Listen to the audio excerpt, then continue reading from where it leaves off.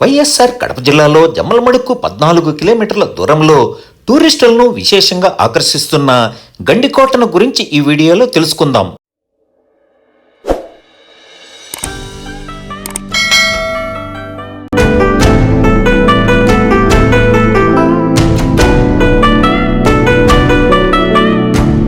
మన తెలుగు రాష్ట్రాల నుండి గండికోటకు రావాలనుకునేవారు బస్సులో గానీ ట్రైన్లో గానీ జమ్మలమడుగు చేరొచ్చు. జమ్మలమడుగు రైల్వే స్టేషన్ నుండి 17 కిలోమీటర్లు, ఎర్రగుంట్ల రైల్వే స్టేషన్ నుండి వయా ప్రొద్దుటూరు పైన 39 కిలోమీటర్లు, కడప రైల్వే స్టేషన్ నుండి 77 కిలోమీటర్ల దూరంలో జమ్మలమడుగు ఉంటుంది. జమ్మలమడుగులో ఆటోను మాట్లాడుకొని 14 కిలోమీటర్ల దూరంలో ఉన్న గండికోటకు చేరొచ్చు. గండికోటలో స్టే చేయాలనుకునే వారు ఏపీ టూరిజం హోటల్లో గానీ ప్రైవేటు హోటల్స్లో గానీ గదులు అద్దెకు లభిస్తాయి. ఏసీ గదులు రోజుకు 1300 రూపాయల నుండి 1500 రూపాయలకు లభిస్తాయి. గండికోటకు వెళ్లే రహదారి కూడా ఆహ్లాదకరమైన వాతావరణం, కనులకు కనువిందు కలిగించే ప్రకృతి సౌందర్యాలను చూడొచ్చు.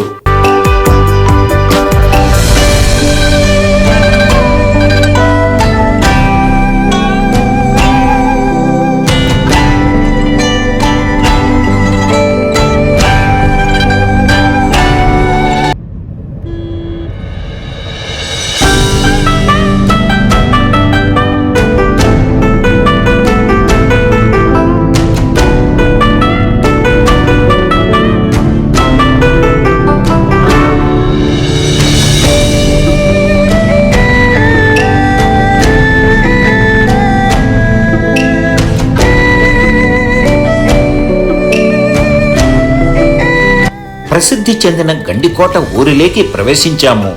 గండికోట మొత్తం 8 కిలోమీటర్ల చుట్టుకొలతతో విస్తరించి ఉంటుంది.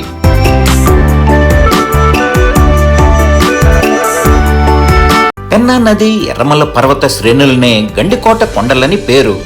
ఎర్రమల్ల పర్వత శ్రేణికి పర్వత శ్రేణి పాదాల చెంత ప్రవహించే పెన్నా నదికి మధ్య ఏర్పడిన గండి మూలంగా గండికోట అని పేరు వచ్చిందని చెబుతారు.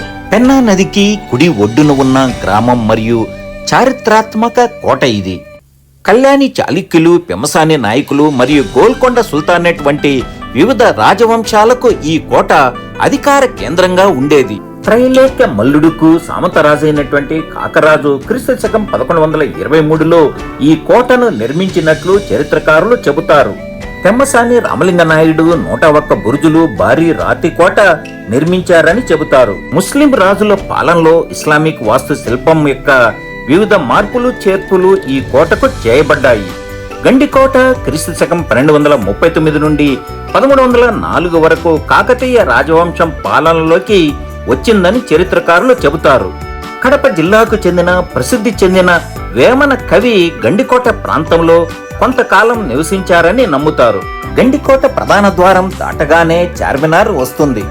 ఈ కోట మొత్తం 10 నుండి 13 మీటర్ల ఎత్తులో చతురస్ర, దీర్ఘ చతురస్ర ఆకారంలో పునాది లేకుండానే కొండరాతిపై గోడను నిర్మించడం విశేషం. ఈ కోట లోపలి భాగంలో అద్భుతమైన నిర్మాణంతో ఆకట్టుకునే చార్మినార్తో పాటు జైలు, మాధవరాయ స్వామి దేవాలయము, జుమ్మా మసీదు, ధాన్యాగారము, రంగనాయకుల స్వామి దేవాలయాన్ని చూద్దాం.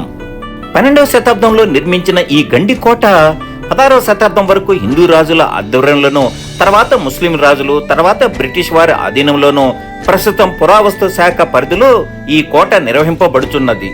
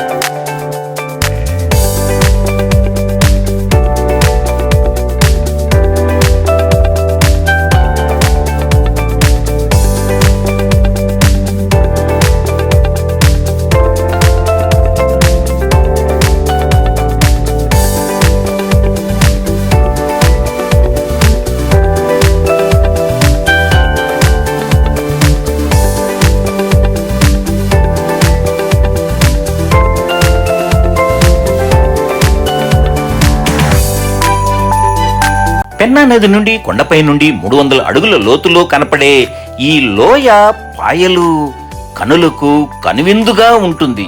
ఒకప్పుడు కర్నూలు భూగర్భ అసిస్టెంట్ కమిషనర్ గా పనిచేసిన ఆంగ్లేయుడైనటువంటి కెప్టెన్ న్యూబోల్ట్ చిత్రావతి పెన్నా నది వరదల వల్ల లోయగా ఏర్పడిందని చెబుతారు.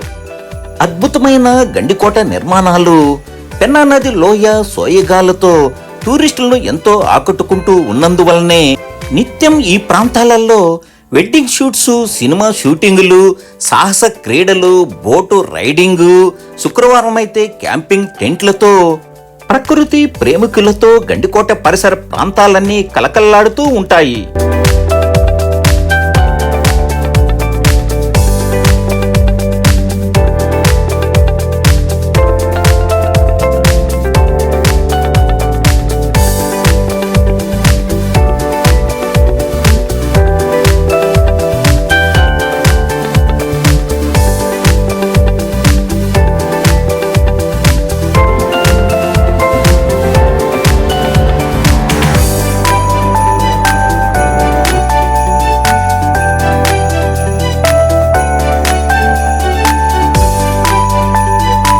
మరి ఎందుకు ఆలస్యం? మీరు తప్పక గండికోటను సందర్శించగలరు.